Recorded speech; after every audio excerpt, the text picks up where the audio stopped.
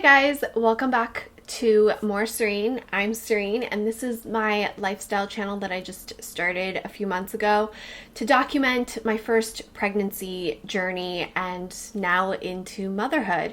So I thought I would just do a sit-down video and talk about my labor and delivery. I am almost 6 weeks postpartum. I don't know where to even really begin other than I guess I'll tell you guys the details and then I'll kind of tell you my feelings and my thoughts.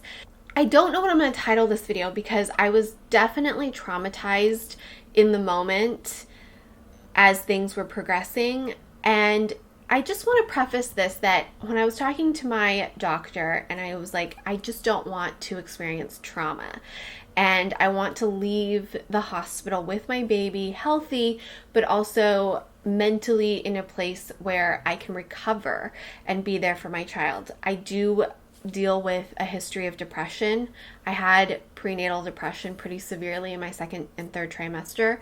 And postpartum depression is a very big concern of mine and my family and my doctors. I don't want to say that my labor and delivery was so traumatic, and I don't want to scare anybody with this because that's not my intention, but I also want to be honest and let you guys know what happened without giving up too much of my privacy at the same time. I am filming this while Lillian is napping. There's construction happening outside, so I'm going to do the best to edit out any weird sounds, but as a new mom with a newborn and also working from home, there's just only so much time I can get a video filmed, and there's natural light. So bear with me. I apologize if the sound is all over the place, and I apologize if I'm still all over the place. I'm really nervous to share this with you guys, but I want you to know when I was speaking to my doctor about labor and delivery, she flat out said, what you go through as a woman to deliver a baby into this world is traumatic on some level. You can have the most positive birth experience, but your body is going through trauma. Your body is being pushed to its brink and its limits, and you might feel like Superwoman coming out of it, and that's great. But her job as my doctor is to help guide us through this marathon and this trauma that you're putting your body through.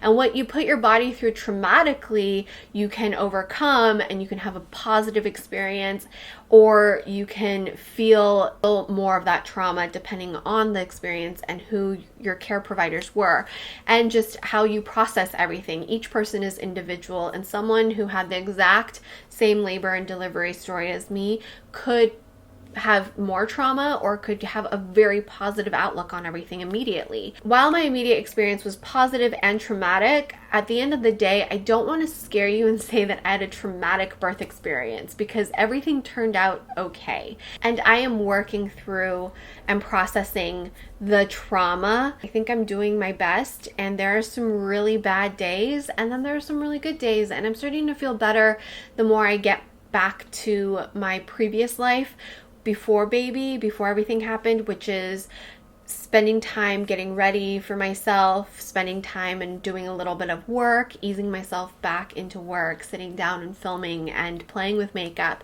All these things help me feel more like myself, and going on walks with the family, which is a new thing, also helps me feel like a new version of myself, as well as bath time. Bath time and family walks are my favorite two things we do every day, and that is helping me with recovery. Moving into my labor and delivery story, I did vlog a little bit, and I have my labor and delivery vlog, which I will link in the cards as well as in the description box. But this is me explaining everything that happened because we did not do a very good job vlogging because a lot was happening very quickly and we were both otherwise engaged. I was due on Thursday in December. Before I even was due, I developed PUPS, PUPPPS, which is a rash that usually starts on your stomach and spreads to your entire body, not to your face. It can be pretty severe because it's incredibly itchy, it burns, it's uncomfortable. Typically at the end of pregnancy, you're uncomfortable to begin with, and this rash can develop anytime in your third trimester and last the entire time until you deliver baby. There's not really an explanation as to why women develop PUPS. It is only typically in first-time pregnant women. It is immediately resolved upon delivery. I developed PUPS like midway through my 3rd trimester. That was awful. And then it kind of went away for a couple weeks, and then it came back with a vengeance. It was so bad.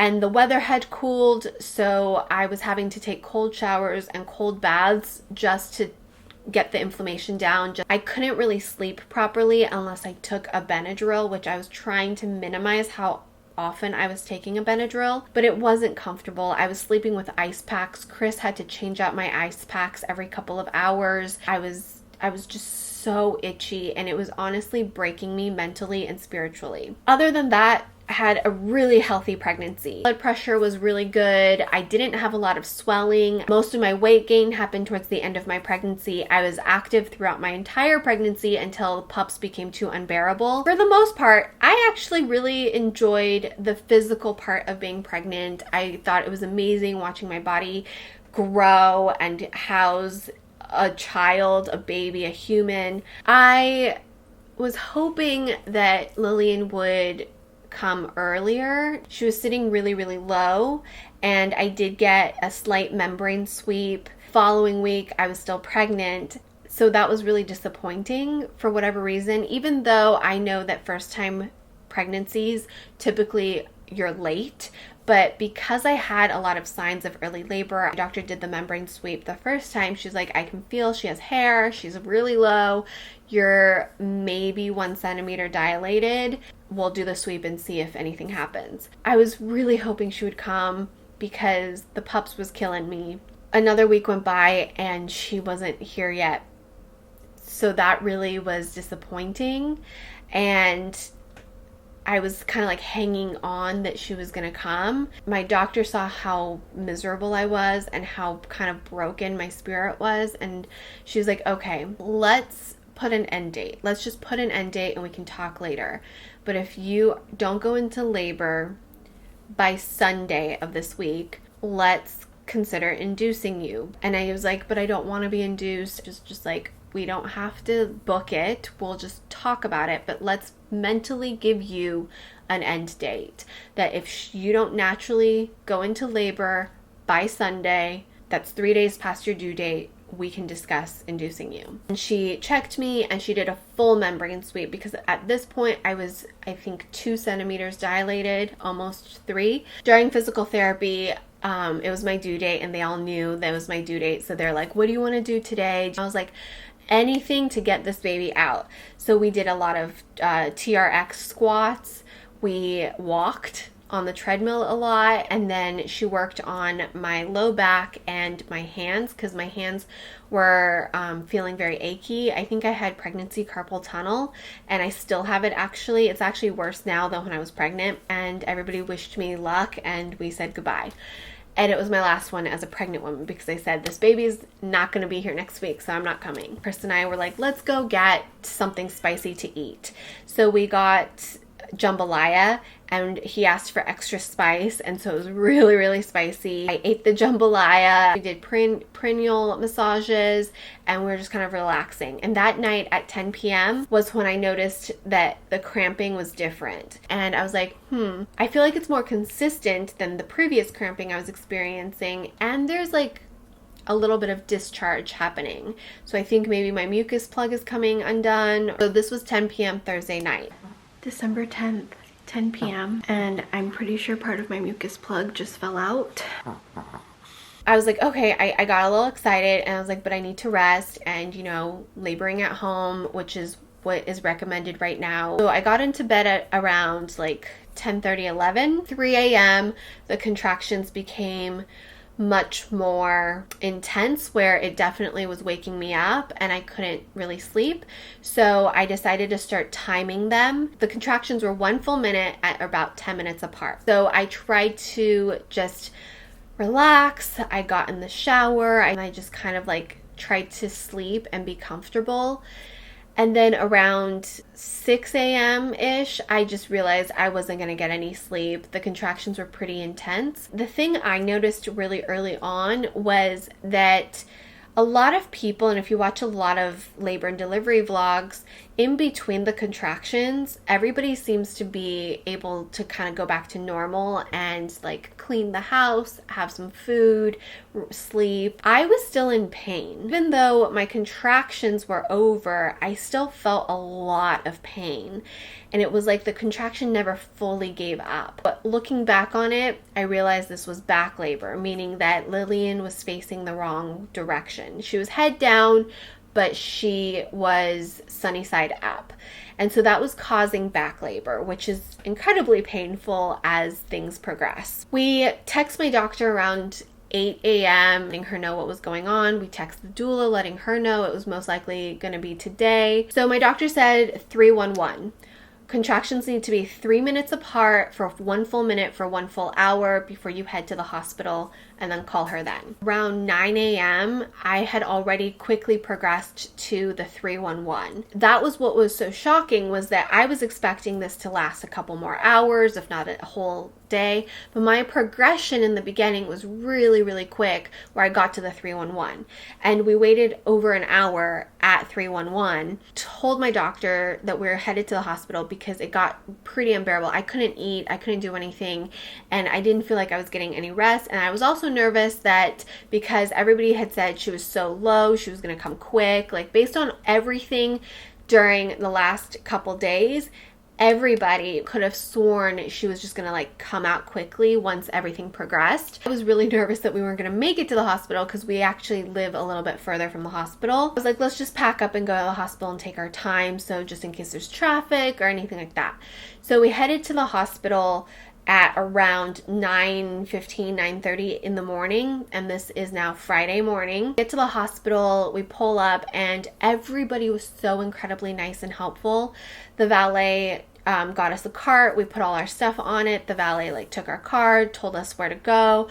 We went to do the COVID check to like answer the questions, get temperatures checked, make sure we all had masks and sanitized.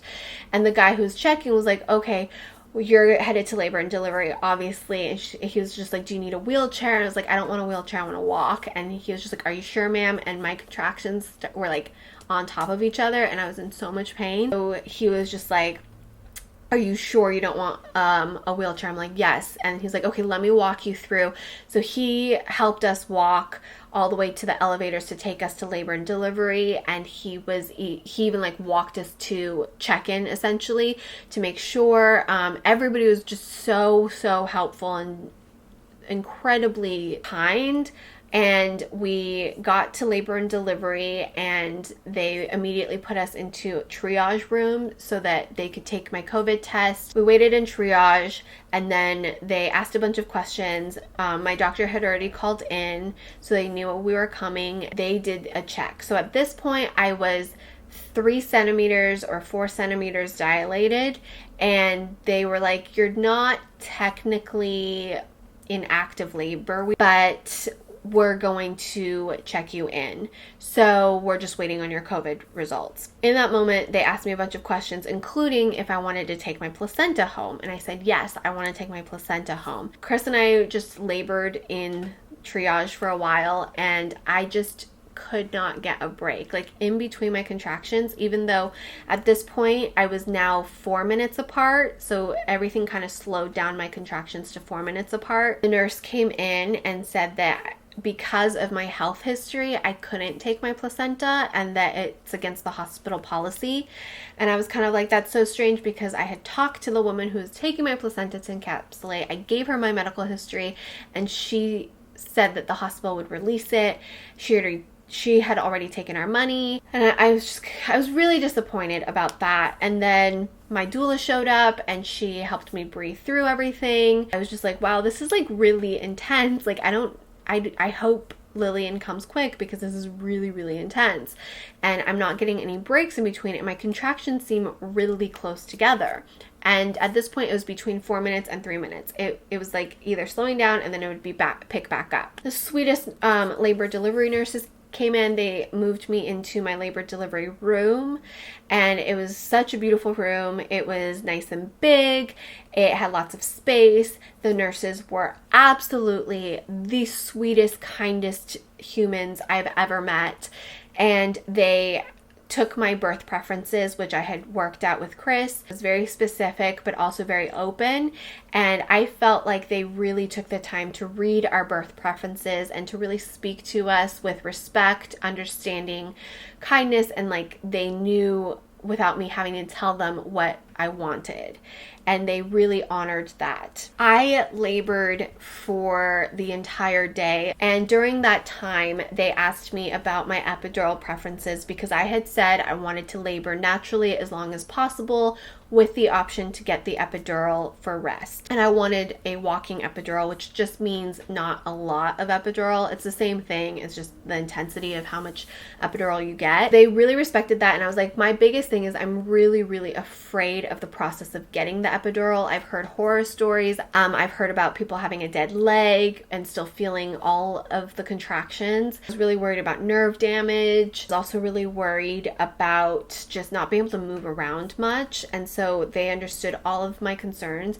And the nurse said, let me bring in the anesthesiologist to really explain to you everything that goes through an epidural, like the process of putting one in and kind of how we can control it. The anesthesiologist was so patient, answered all of my questions, really made me feel comfortable and confident in her abilities to administer the epidural for someone like me that was really, really nervous about it. I felt better. Then I continued to labor, and around early evening, I was exhausted. Keep in mind, I hadn't really slept because of my contractions, but previously for 3 weeks, I hadn't been getting sleep either because of pups. I was exhausted. The nurse finally came in and said, how are you doing? How was everything? Looked in my eyes and she just said, are you ready for the epidural? And I said, yes. I need some rest, because I just don't imagine I could like push at this point. They bring in the anesthesiologist, and she was just so patient and kind with me, and same with the nurse who was holding my hand. They administered the epidural, and I immediately felt relief from the contractions,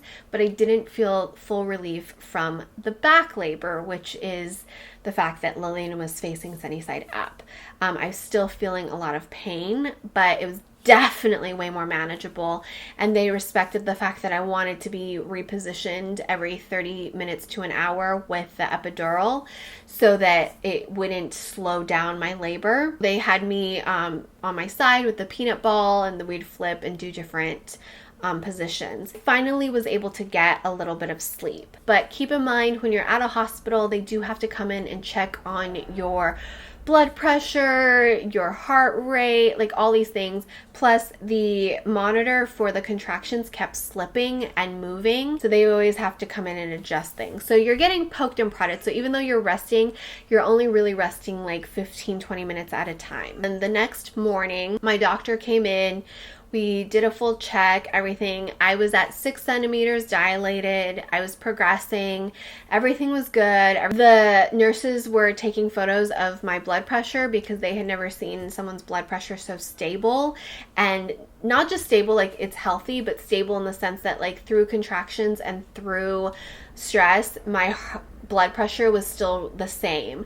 And they're like, wow, this is crazy. Is the machine broken? And it wasn't. I was in pain and I was itchy, but I was good. And everybody thought that we were going to have a baby anytime now. Anytime. This is Saturday morning.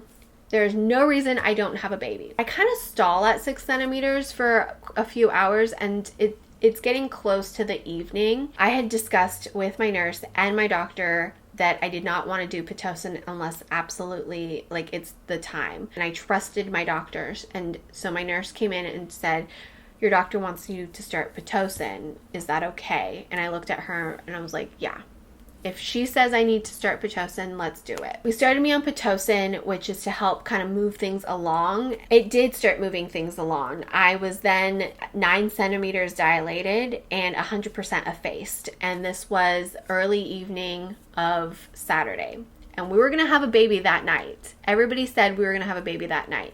My new labor nurse was like, we're going to see this baby tonight. I'm going to see your baby before I get off my shift. At some point, I had barely mentioned I had a headache. The nurse was like, well, let me get you some Tylenol. And I was just like, oh, it's fine. It's probably just because I haven't been eating. I haven't ate like in days at this point, and I'm exhausted. And so she was just like, no, we're going to give you a Tylenol. And an hour later, she's like, do you still have a headache? And I was like, yeah, but again, it's probably just because I didn't eat and I'm tired. And she's like, well, the Tylenol should have solved the headache. A couple hours later, I started noticing my vision getting blurry, because I looked up at the clock and I couldn't see it. It was very, very blurry. And a lot of things were blurry. Like I was having trouble making faces out unless they were super close to me. And so I kind of like rolled over and said, I'm having trouble seeing, like things are blurry. And at this point I started throwing up. So I was also throwing up. But I also know that throwing up is kind of like a byproduct of the Pitocin or the epidural or just being exhausted or the pain. All of this stuff I heard was normal. And then I started to feel very shaky, which I thought was an indication that I was close to delivery, because I hear about getting the shakes. Like I'm really shaky, I'm really cold. I was throwing up and I couldn't really see. My doctor wanted to run a couple tests because my blood pressure started changing. I didn't know this though because I wasn't looking at the monitor. I was more concerned that I was throwing up, I couldn't see, and I was feeling shaky. They took my temperature and my temperature was elevated, meaning I now had a fever. I was miserable. There was a couple times where I was like, if this goes on much longer, I don't know that I can make it. They were like, okay, your contractions aren't getting more intense. They're getting closer and they are getting intense, but they're not where we need them to be. You're still stuck at 9 centimeters. You're really not progressing. While my doctor is running a blood work as well as urine samples, this is kind of what they're telling me. My doctor comes in and I looked at her face and I just knew that she was going to tell me something was wrong and they were going to have to do a C-section or something else that I didn't want. She came in and she told me that she waited as long as she felt comfortable waiting and that was even safe to wait because I had developed preeclampsia. And if we waited any longer, she would have to start giving me magnesium. And in my mind, I thought, well, magnesium's good. Magnesium's a supplement that I take for muscle recovery and for mood balancing, and magnesium's good, right? And she's like, no, if I had to give you magnesium, it would then be toxemia or something. And she's just like, we can't wait any longer. We have to do a C-section. Because right now the baby is okay, but you are not. So I looked at her and I was like, are you sure the baby is okay? Are you sure everything's okay? And she said, yes, but you're not okay, so we can't wait any longer.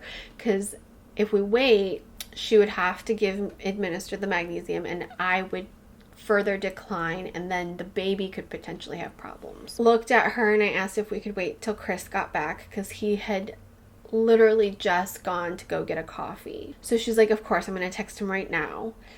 And I asked like if he could be in there with me because of COVID, and she said yes. Chris immediately rushed back, and I just knew when he got that text message, it was probably the worst thing that could have happened to him, because that is literally his like worst nightmare, is that something happens to me. And he's talked about that a lot. And before we had kids or wanted to have a kid, he had said that. He had said, we're not having kids, because we had gone to visit a couple friends who had emergency C-sections at the hospital. And I remember leaving the hospital and he's like, we're not having kids if that's what happens to you. And I was always kind of like very blasé about it and saying like, look, it happens, whatever. You know, women have kids all the time. They're okay. They're totally fine. Like, they had an emergency C-section. They were okay. My friends are totally healthy.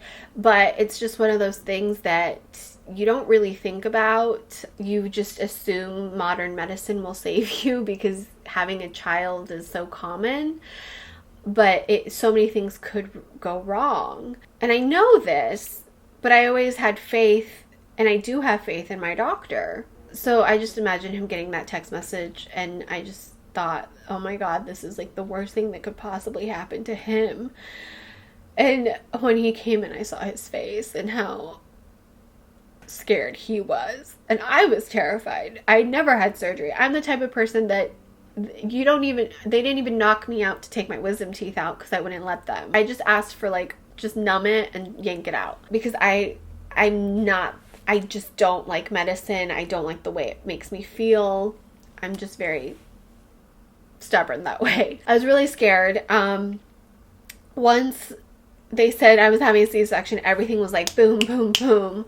Everything was a go. And my doula packed up all our stuff and helped them move it to our postpartum recovery room because Chris and I just had to go. Like, they just wheeled me off. They put me into surgery. And at this point, I really couldn't see. And I was having trouble breathing as well. They put up the curtain. They bumped up my epidural.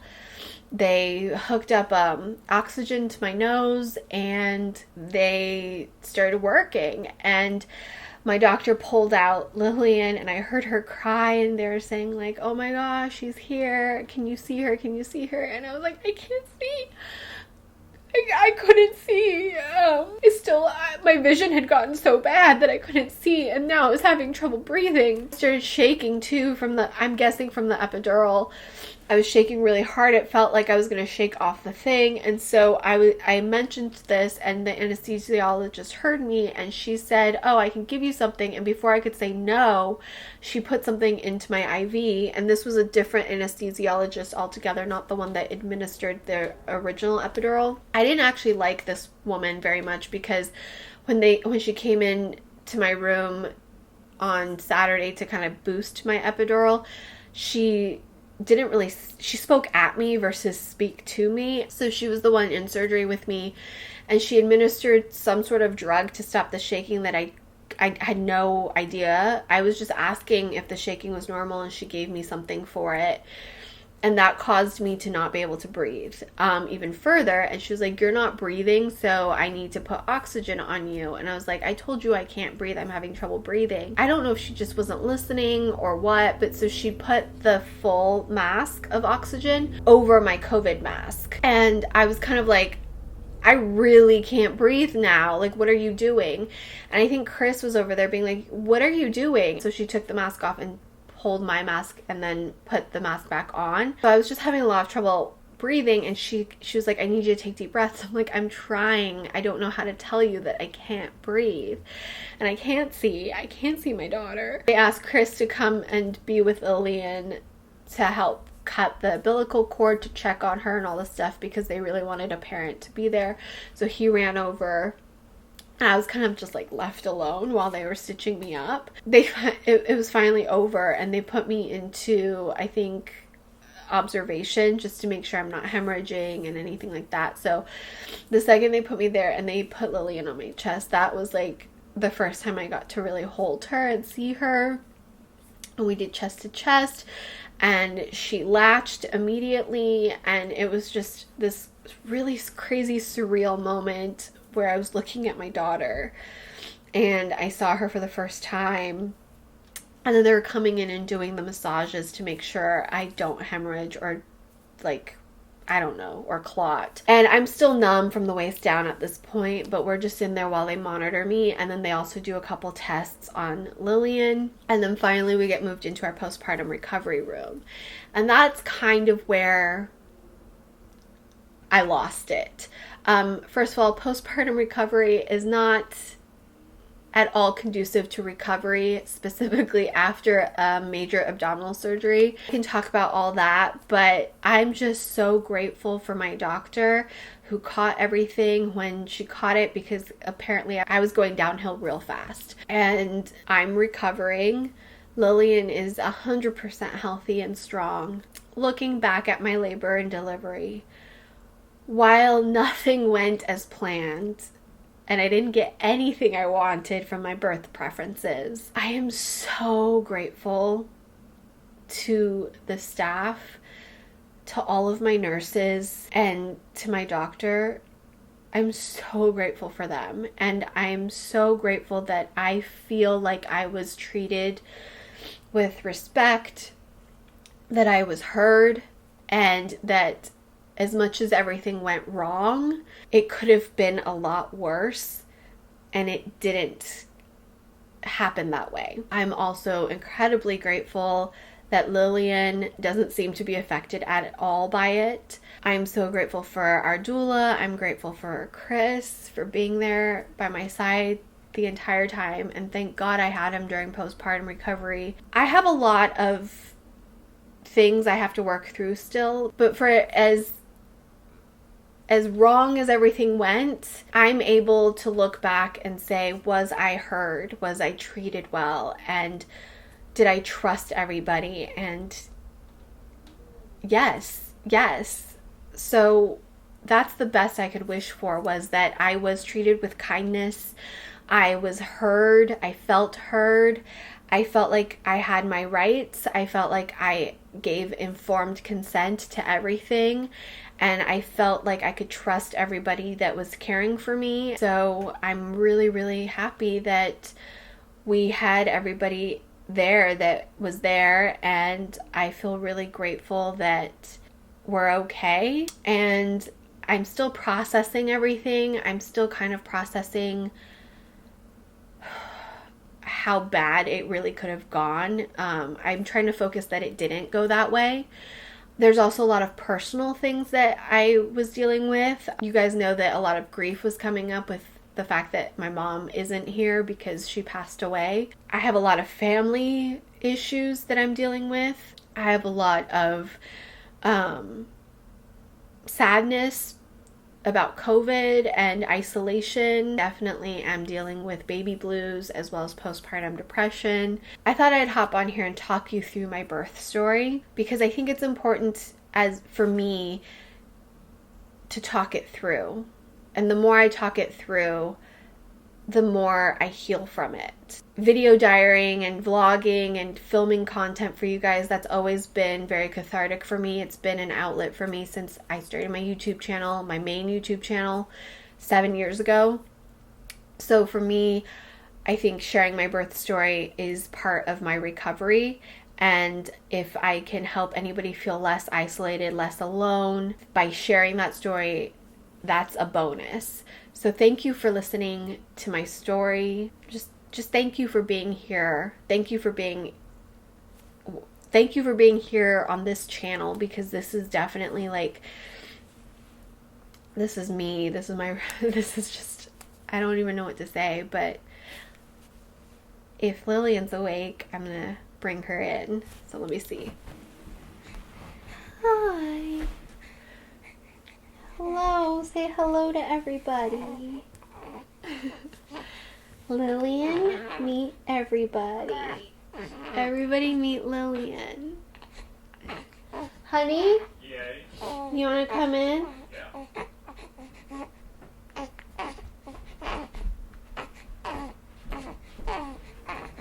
I just shared my birth story. I stopped at the postpartum recovery room. Yeah. Because I feel like that's a whole separate story. Yeah. But this little miracle came out of it, so it all ended up good. And Chance is jealous. Are you going to sleep on the walk? Yeah, yep. So it's time for family walk. But thanks for watching, guys. If you guys want to hear about my postpartum recovery story, which is a little more dramatic and not so pleasant, let me know. I guess my birth story wasn't really pleasant either, but I don't know. The birth story was what it was, but the recovery was definitely, postpartum was not pleasant at all. Yeah. She might need a burp. She just ate. So, thanks for watching. Okay. Bye. Bye.